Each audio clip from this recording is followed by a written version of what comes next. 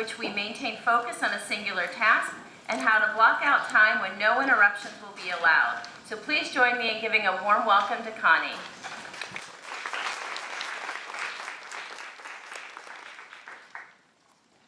Good morning, everyone. Good morning. Good morning. What a pleasure to be here, surrounded by so many beautiful, intelligent, hardworking women. And unlike some of the other women who have spoken, I work in a male-dominated field. So this is both a treat and a big difference for me to be surrounded with all this estrogen. I have a husband and 2 sons, and I work in a male-dominated field, so way too much testosterone. A little bit about myself before we get started. My name is Connie Mastovich. I'm a Senior Security Compliance Analyst at Reclamere, and I'm a CISSP, which is a Certified Information Systems Security Practitioner. I spent the bulk of my career working in the IT department of a small regional hospital, what's called Lee Hospital. It's now known as Duke Life Point Conemaugh Health System. It's been through a couple owners, a couple iterations. And then I worked for Northrop Grumman. For those of you who may not be familiar with Northrop Grumman, it is the 3rd largest defense contractor in the world behind Lockheed Martin and Boeing. I worked in a security role supporting a classified contract. I could tell you the unclassified version of what I did, but it would take too long, and if I told you the classified version of what I did, I'd have to kill you all. It would also take too long. And I won't get into the politics of releasing classified information. We'll just leave it at that. The nice thing about my years at Northrop Grumman was I got to work part of them in Pennsylvania and part of them in Orlando. And while the commute got a little tricky, I got to spend a lot of time in 2 of my favorite places. And I came back to Pennsylvania, worked as a security and privacy analyst at Philips Healthcare, and that was focused on the security of the home medical devices, such as CPAPs and things that we have in our homes. There are security concerns around those devices, and that's what I worked on there. And it was there that Reclamere found me. Reclamere is a small, organically grown data security company located in central Pennsylvania. Was started 16 years ago, and 2 of the 3 original owners and founders are still running the show. Angie Singer-Keating is our CEO, so I have a mentor of a very strong and awesome woman to work for. Joe Harford is our president, and the cool thing about that is even though they are president and CEO, they are in the trenches working side by side with the staff. Reclamere started as a data destruction firm, and that is still a part of our business. We do secure destruction of any media that contains proprietary, confidential, or sensitive information. Additionally, we've recently become a managed security services provider, so we can provide all your needs. And my niche, oddly enough, with the conversations that have gone on this morning, is healthcare. I go to healthcare facilities and do HIPAA risk assessments and security audits. I do other industries as well, education, manufacturing. But it was the perfect marriage of my healthcare background and my security background. So I'm very blessed.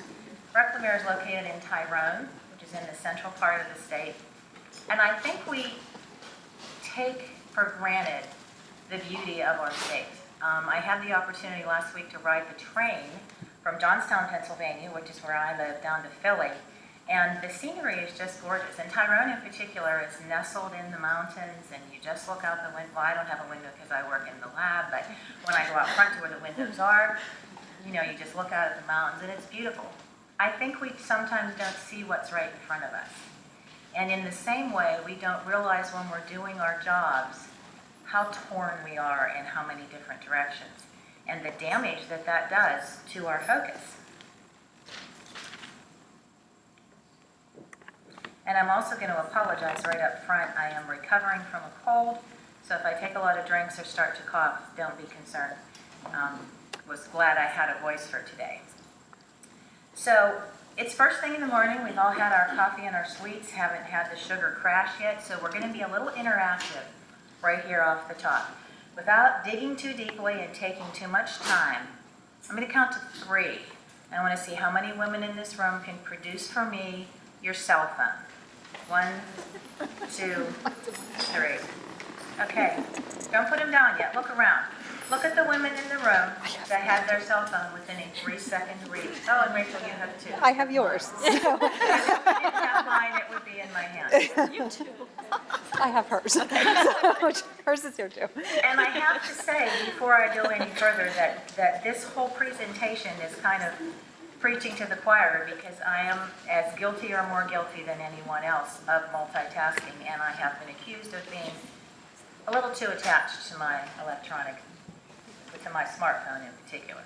But if you look at the slide, it's not only smartphones. Tablets, I'm sure most of you, because we always have big bags you're carrying around, there's probably a tablet in some of those. You have a laptop, desktop, you have your desk phone. And the newest innovation, the Apple Watch, and Android has a version as well. I'm going to date myself here, but I'm obviously not 20 years old. For those of you who remember a show called Knight Rider, back when David Hasselhoff was still hot, and he spoke into his watch to call the sleep black car Kit. Well, now, a lot of Rachel, my office manager and executive administrative assistant, is here with me today. She has one, our CEO has one. And when I call Rachel, she'll say, I'm answering on my phone, on my watch. And when I'm traveling with Angie, she'll be texting, I'm going to be running late, period, stuck in traffic, thanks. At the time when Knight Rider was on, it seemed so futuristic, and now it's not. So now not only do we have all of these devices in our purse or in our pockets, we have it on our arm. And it's interesting what they thought all of this technology would do. There was an economist named John Maynard Keynes back in 1930, and his predictions sounded like promises. Working hours would be short and vacations would be long.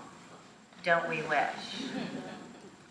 His prediction was that his grandchildren would work around 3 hours a day and probably only by choice. Again, sounds awesome. It's not what any of us are doing. But at that time, he made these predictions in 1930.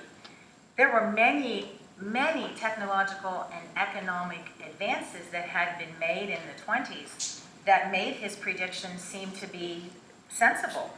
Whizzy cars, more time-saving tools and appliances guaranteed less drudgery in all parts of life, and the social psychologists at that time began to fret. Whatever would people do with their free time? And on the screen you can see some of some of the appliances that were invented in the 20s include the iron, the washing machine, the fridge, and the washer. Those were great time savers for women back in those days. Additionally, this is when the assembly line started. So you can see where his predictions at that time seemed like they would be very accurate. We have all of these time-saving technologies. We're just going to have all kinds of free time on our hands. The reality, not so much.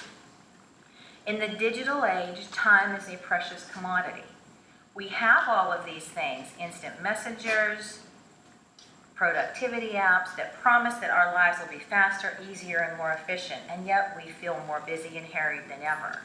And this sentence really resonated with me. We vacillate between regarding these technologies as the reason we feel so pressed for time and turning to them as a solution.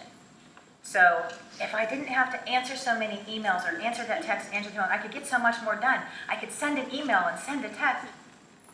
So which way do we go? Which is it?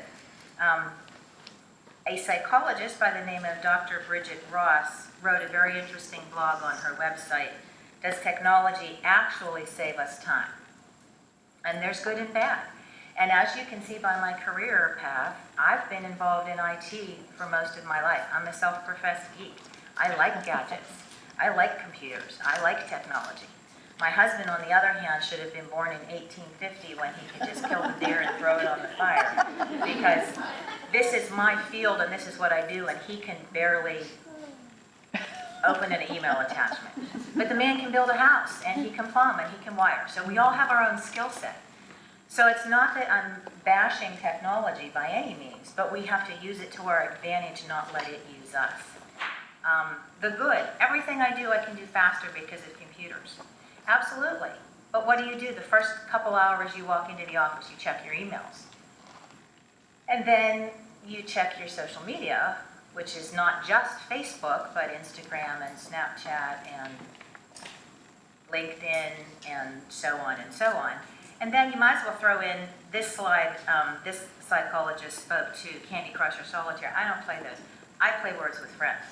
And I justify not only Words with Friends, but 7 Little Words and Monkey Wrench, because I'm learning new words. I'm not wasting time. I'm improving my vocabulary. So that's under the not good listing. That's the bad listing. The good, thanks to the internet, I can know anything in an instant without doing lengthy research.